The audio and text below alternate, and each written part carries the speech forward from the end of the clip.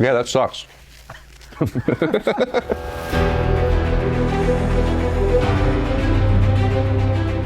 Hello, welcome back. This is Hot Ones Magical Mystery Doors edition, where the questions are hot and the wings are even hotter. This is our 4th episode. We are here today with guitarist Brendan Marro. What's up, Jeff Tomrell?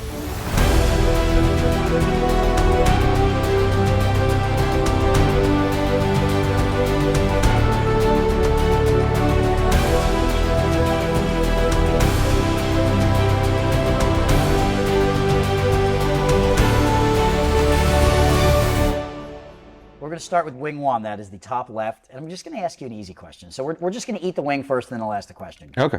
Cheers. Cheers.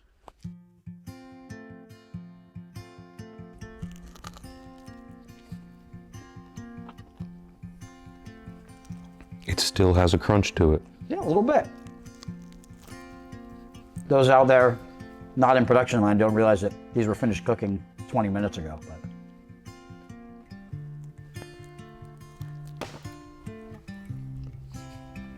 Question 1. Easy one to start out, Brendan. When did you know that you wanted to be a musician? A very young age. My dad was a touring musician, so he always had a studio in the house, and I kind of knew from the time I was 5 or 6 that I wanted to be a Beatle. That you wanted to be a Beatle? Yeah, I saw Hard Day's Night, and that was kind of the escape.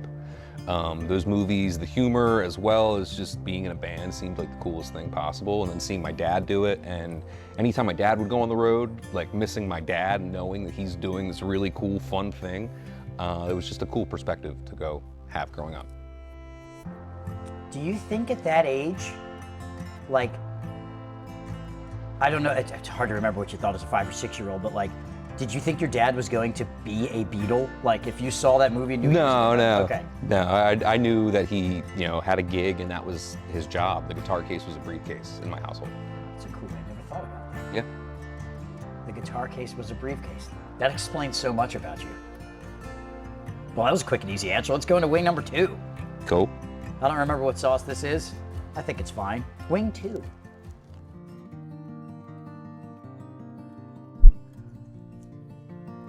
Ah, this is the smoky one. So even at bars, I hide in the corner when I eat wings. So eating wings and being on camera is like the biggest nightmare of mine. Why are you covering your mouth? Because I have food in it. That's fine. That's part of the process here. Oh.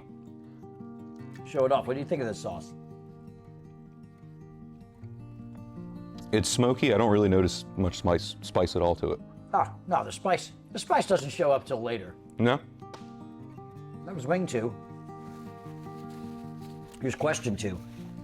Brendan, I've heard stories about you being called to the principal's office quite often as an elementary school student. What was that about?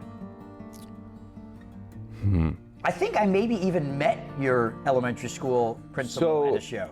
So you met my elementary school nurse. Okay. I found Nurse. a loophole in the system that she liked the Beatles and The principal or the nurse? the nurse. Ah. So I would get nurses passes to go down and hang out with the nurse for 45 minutes to an hour and just play her Beatles songs and get out of whatever elementary class I had at that time. What, did she have a guitar there? No, I just always had a guitar with me or left one at the school, kind of a thing.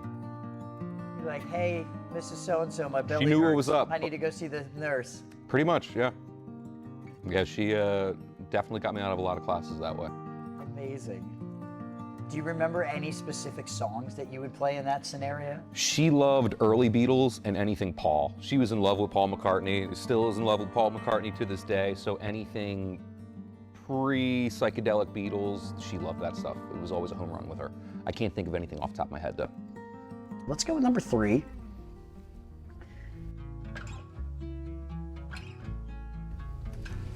I haven't done this in a little while. Greg, there's been a little gap since we did this.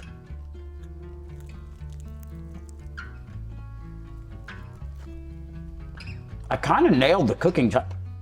This one doesn't taste great today. But I kind of nailed the cooking time. I disagree. I liked that one. I didn't notice. Are you eating a full wing? That one I did. I ate that one like I'd eat a bar wing. I try to go full wing. Question 3. Kind of piggybacking off of your first 2 answers here. We have a few Beatles fanatics here, but your love for this group is on another level. Even at our rehearsal today, we were going over Help, and I said, oh, this harmony isn't hitting enough. And you said, oh, that's because that specific note was doubled by John and Paul at the same time, making it stronger. Like, amazing that you know that, and you had an answer for why it didn't sound right away. And then we added another voice, and it sounded right. Singing the same pitch, but having 2 voices made the difference. What is it about the Beatles that moves Brendan Marro so much? I think because it's a family thing. It's not just me, it's my dad. My dad passed it down to me, but my dad had it from my granny sat outside a Boardwalk Hall in Atlantic City. She couldn't get a ticket, but she heard the screams. So like, it runs deep in my family. My mom on my mom's side, her favorite Beatles, George, and like, she's always been very supportive of me musically, Beatles of course, but it's just kind of been that thing that's 3 generations of people. My daughter loves the Beatles music when she hears it. It's kind of just our scripture. It's been passed down. I'll continue to pass it down, and I think that's what really resonates with everybody. It's not just me. I think of my dad, I think of my grandmother, I think of, the experiences in life I've had with this music in the background. But how and why do you know every song so deeply? Like, oh, my dad listened to it is one thing, but to know the specific harmony. That comes from my dad. He was very into it, and Beatles Anthology came out in the 90s, so that was on constantly in the background. And Beatles fans have a way of we want any piece of information we could get, because we would kill to be a fly on the wall in these sessions. So there's books, there's all kinds of information, and my dad understood that not just the Beatles, rock and roll in general, it's all a really cool story. There's sad parts, there's happy parts, there's awesome parts, but rock and roll and the Beatles as a whole, he would explain it as a story, and knew just tons and tons of useless information on this band and passed that down. And you ate it up. Yeah, we would be driving to work, school, whatever would be going on, and I'd be in the car with him. That would kind of pass time while we were driving. I'm jealous of the knowledge you have of the Beatles. Anytime there was even a moment we were rehearsing a year ago, and you said, oh, that's the casino part. And I had no idea what you were talking about. I was like, oh, maybe that's a reference to like a chord progression that feels like a casino band would have. You're like, no, that's what was played on a casino guitar by John Lennon in that song. I didn't even know what the hell you were talking about until I asked you months later. Here we are. I guess I should address the elephant in the room, or rather the room we're in, clearly in another setting today here at 3 Hive Studios, which is another business I run, where Magical Mr. Doors rehearses and shoots a lot of our video. We thought it'd be fun to shoot in our bar set today. So that's the different backdrop. We've got Michael Myers there about to do some stand-up and everything else. Hi, Michael. So we do a lot here at the studio. We try to have fun mainly, and we eat hot wings. All right, let's go to question 4, wing 4. This is, this is my favorite sauce. This is a salsa verde. I definitely need to buy one of these for just my refrigerator, just to keep it home.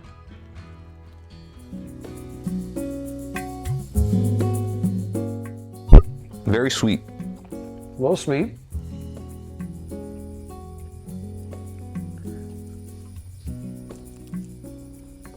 Possibly could have sauced this one a little heavier.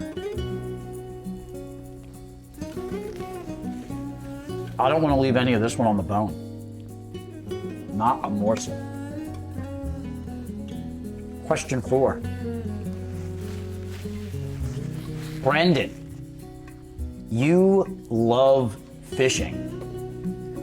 We were near Buffalo, New York, and we all went to Niagara Falls, which was awesome. And you said, nah, I'm going fishing. I got a guide that's taking me out on a boat. I'm getting up at 6 a.m. and we're going fishing. And you did. And you sent me a picture with a big enough fish that you were very happy.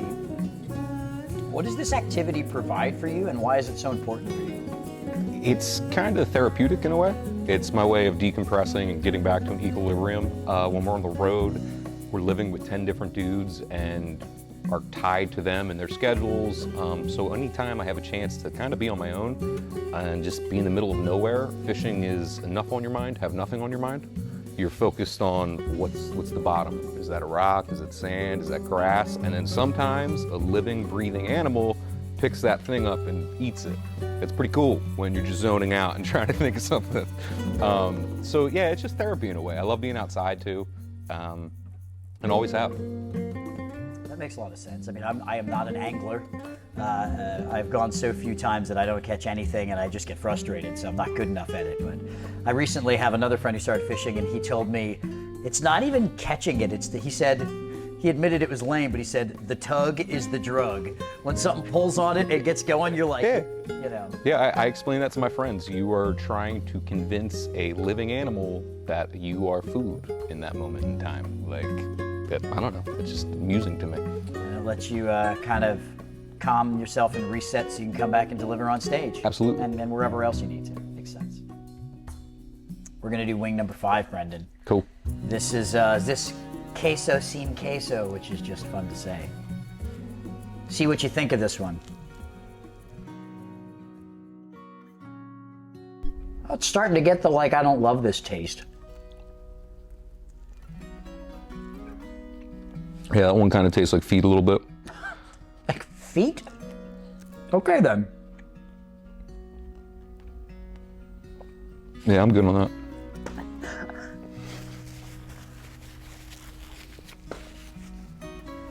You just said in your last answer, you like to get away.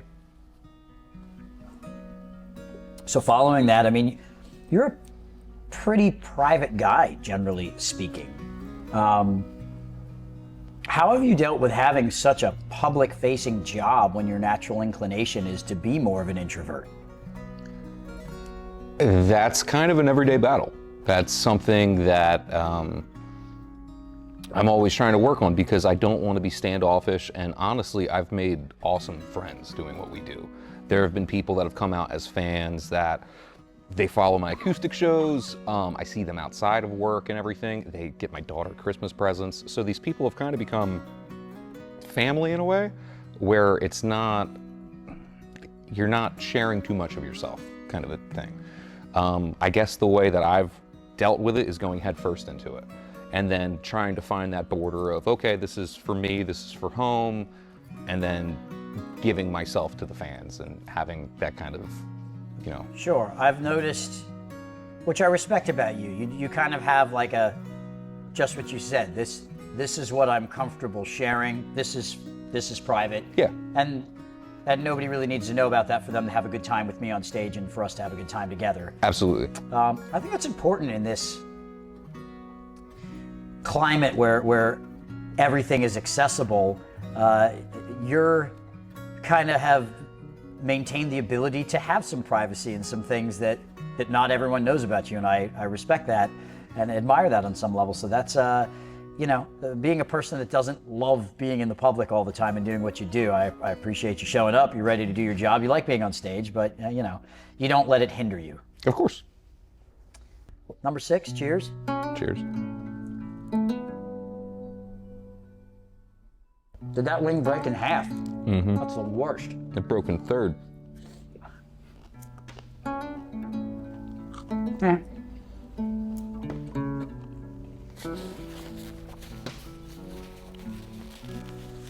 So,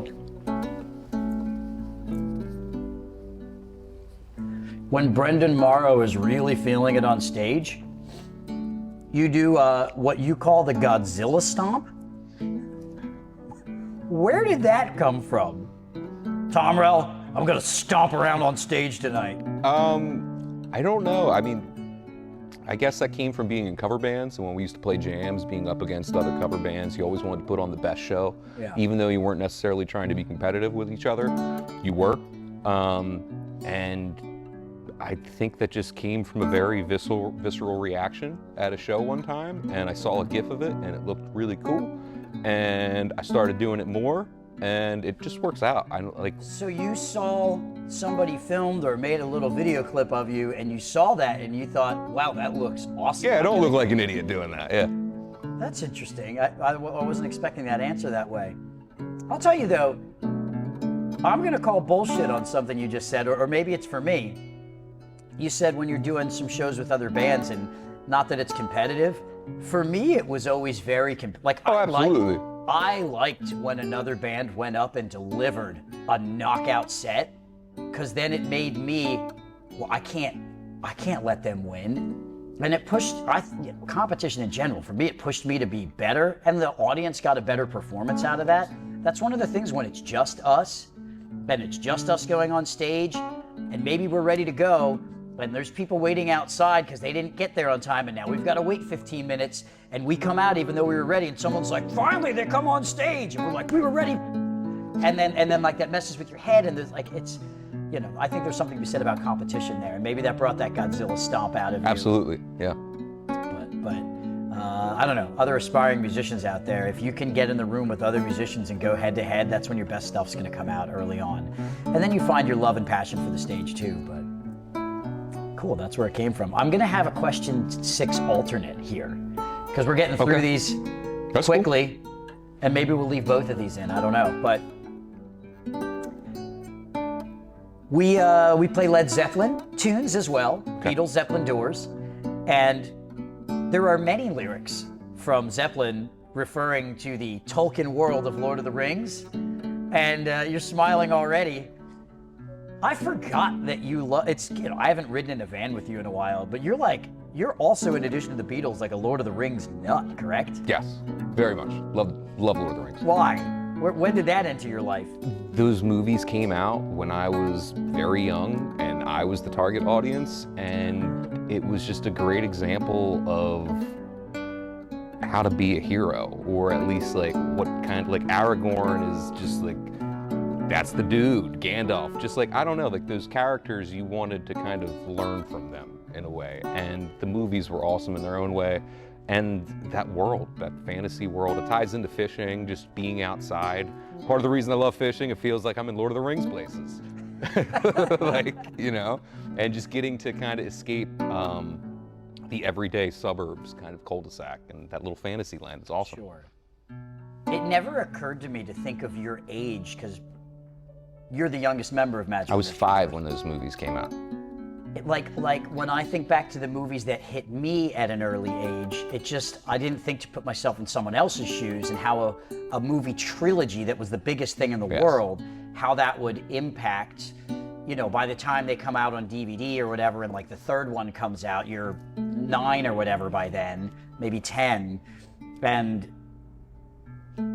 I didn't have that experience, so I was older. If I'm being completely honest, my dad sold me on the idea, there's these 3 movies, it's a whole story, we're gonna take this ring, we're gonna get rid of this ring, and you can stay up past bedtime if we watch this movie. Bedtime. So I'm like, all right, I'll stay up. And in the meantime, it was Fellowship of the Ring, which is, to this day, just you put that on, clean the house, do whatever, it's just a feel-good movie for me. And I remember it ending, and looking at my dad and going, let's watch the next one. He's like, it comes out next December. And just feeling that was my first true cliffhanger. My first, like, I'm on this adventure, let's do this. Cool, I'm ready for the next one, let's stay up. Hey, we can do this in another year. The power of you can stay up late, but you're watching this with me. And then to have the experience you did, that you loved it, like I can see how that, and you know, you've talked to me a lot about your relationship with your father. Like I can see how that imprinted on you, and how that's such a special thing. That's awesome. I'm gonna make my kids watch Lord of the Rings with me tonight. Absolutely need to, absolutely. Let's move on to wing number 7. This is where the heat starts to kick up. I'm gonna open my drink here.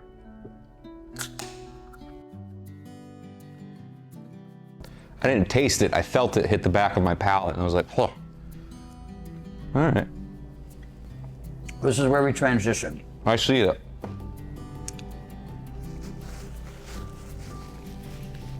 I don't know. Is it possible to get another beer?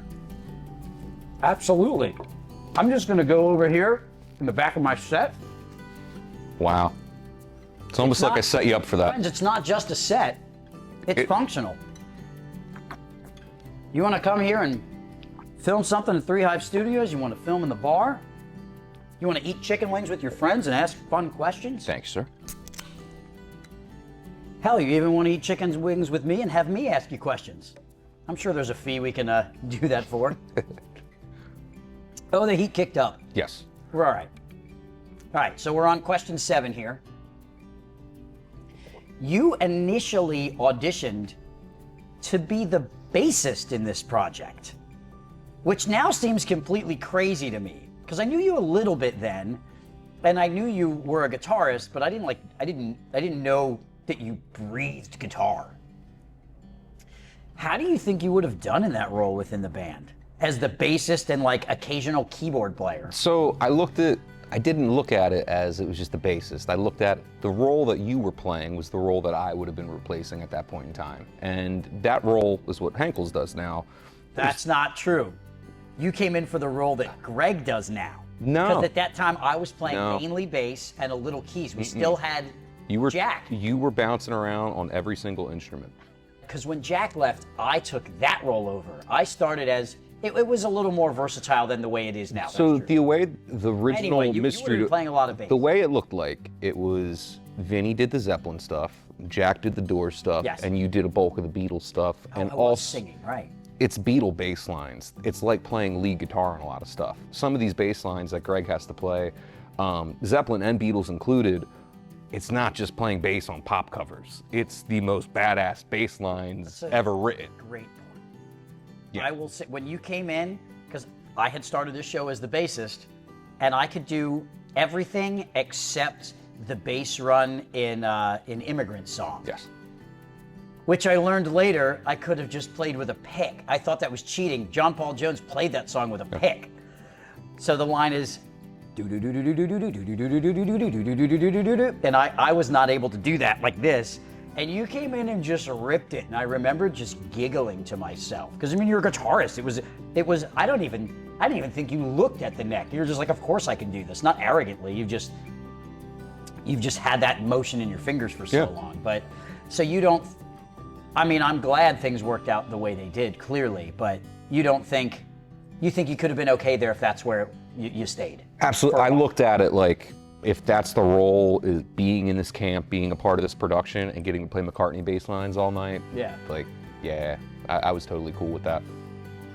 Seems so wrong now in retrospect. I completely agree with it. Yeah, now I feel a little different about it.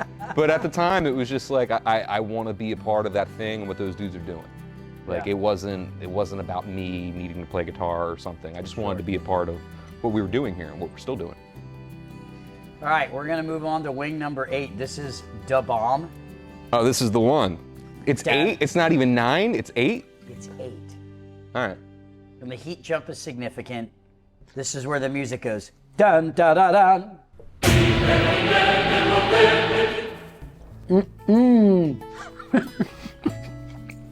All right.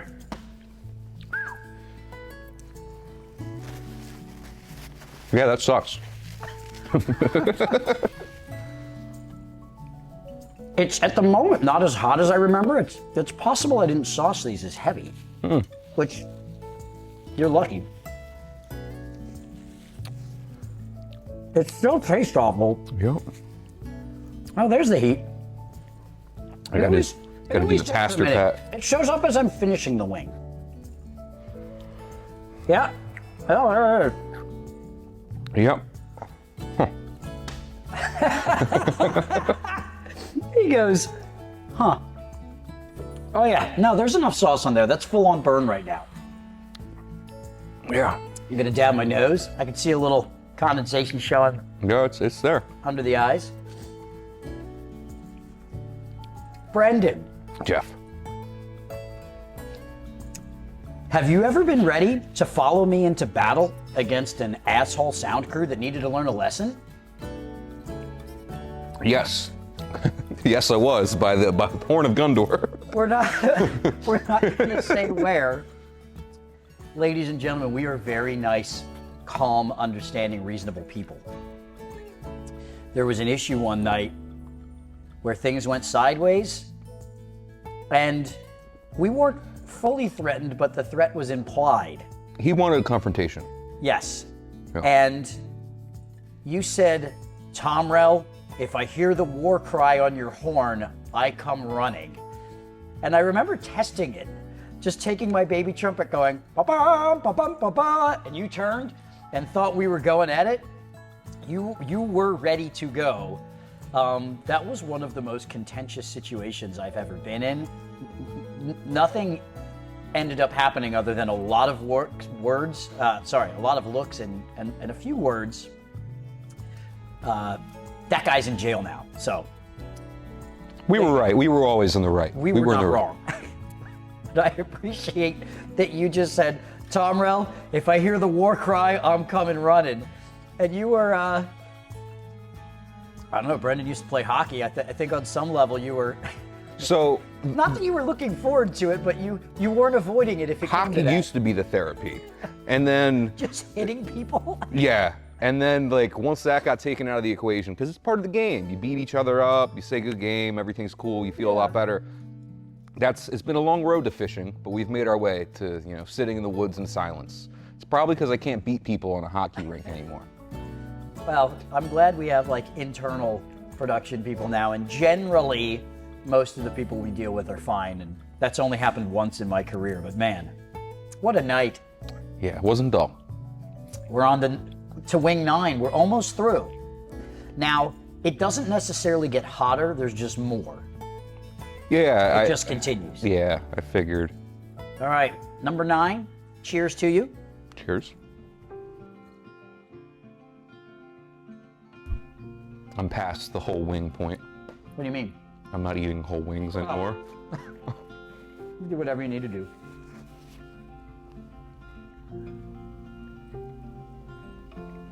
So I've asked everybody else this so far in this process, or rather these interviews. But does Brendan Marro have a dream venue for Magical Mystery Tours that is on your bucket list? Yes, and I think it's the same as yours. As mine. I think so. I could be wrong. Yours might have changed. When we first started talking about the idea of this band and these projects, Red Rocks was our goal. And I think to this day that is still, once we do that, we can smile and go, we did it. Has it changed for you? No, I have a few now, but I've never been there. And I think that's part of my I won't go there. I refuse. I will only go if we get a gig there. So if we don't get booked there, we're screwed. But that is I don't want to go there unless I got a gig. That was one of the first music venues I became aware of because of the Dave Matthews Live at Red Rock CD that came out. And that was this is in an age before the internet before everybody had it. And you, as a 14-year-old or whenever that came out, you heard about the acoustics in this place, and it's inside the venue's inside these rocks, this natural formation.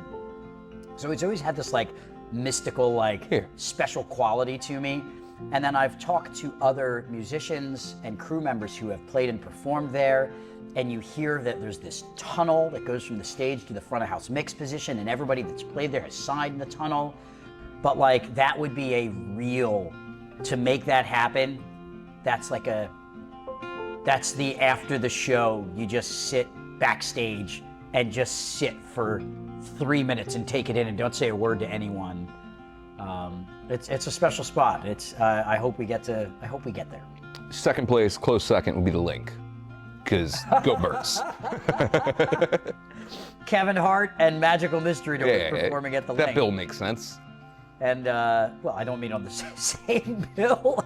I know he's been there, and Taylor Swift did the Link, I think. That would be cool, for sure. We'll see. We got to grow a little bit to fill that place. Oh, yeah, just a little. Or would you be okay with doing it just as the 5-minute halftime presentation? Oh, yeah. We could do that. Yeah, absolutely. I can call some people. All right, yeah. You got the NFL Films Connect, right? I mean, a little bit. Not that they have anything to do with the Link. Milk it, man. Fly, Eagles, fly. Let's see. Get us a show at the Link. We'll play halftime. We'll love it. All right, Brendan, we've made it to wing number 10. Do you know what we do with wing number 10? No. We put more sauce on it, Brendan. You don't have to do it, but it's called The Last Dab. And that's just put it on your, do you want me to sauce or do you want to put your own on? Well. Your watch. I suggest, just like a little tap. You don't need to, oh, Yeah, I'm not doing see, I that. went way too far. Yeah. All right, I'll take this. Just Keep that away from a you. little bit and just dab it. Don't put much. All right. All right. Oh, Christ. So I had a friend whose dad used to put hot sauce on a spoon and poison our other friends with it. What do you mean poison? He used to be like, try this, here you go. And Why does he sound like this creepy guy from Family Guy? well, yeah, he's not quite that far, but you know, Ray does have a voice to him. But yeah, he used to poison us with hot sauces, and they would all sit around, kind of like the Texas Chainsaw Family, like, yeah, try it. And then just whatever the unsuspecting victim was, he would take a dollop of whatever sauce it was and vomit sometimes. It was not pretty. That's what this reminds me of. Oh, it brought back that memory right Yeah, away. right. It took me right there. I'm sitting at a table in Franklinville, New Jersey. Well, Shall we? Let's dive in to number 10. Oh, I got a whole lot of sauce on there. A whole lot of sauce. Mm-hmm.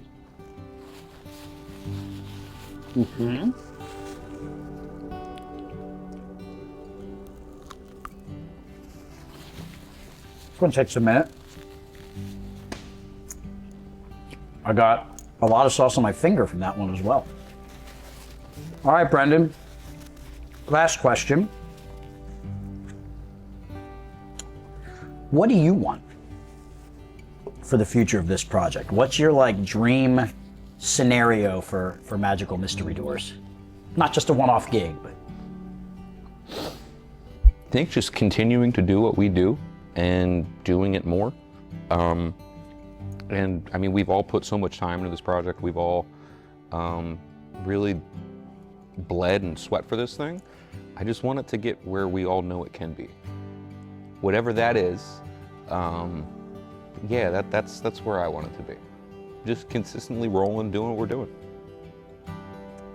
it does view as success has been a longer road than anticipated. And there's tiers to success, right? There are debuting the show, then there's a somewhat regular schedule, then we land a residency at Ocean Casino, but the growth, I don't think any of us are quite where, as you said, where we know this can get to yet. And so when we do get some of those calls and we have a 2-week run here and a 2-week run there, and we're expanding into new territory to debut the show for people that have never even heard of us or never seen it before, I think we're on our way. Certainly eating blazing hot chicken wings is going to get us there, Brendan. Whatever does it. My mouth's on fire. How you doing? This sucks. Yeah, this isn't pleasant. I feel it in my lips more than I usually do. But you have completed the gauntlet of hot wings. You did so while keeping your composure. Your hair still looks great, which is impressive. And ladies and gentlemen, guitarist Brendan Marro of Magical Mystery Doors presents Beatles, Zeppelin Doors, and Zeppelin Reimagined. One band, 2 shows. Thank you. 1 band, 2 shows. You got it right. It is 1 band, 2 shows. I'm starting to explain to people it's like a Nintendo, where the band is the system, and you put the different game in, you get a different experience. Sure, that'll stick on advertising. Let's. I do have ice cream for you. Would you like some? I would vanilla love some ice cream. Yeah, that would be great.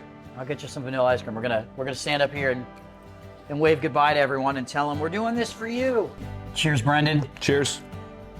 Another Magical Mystery Doors band member down. We've only got one left, thank goodness for me. Mr. Eric Henkels will be our final victim. And I'm looking forward to this ice cream.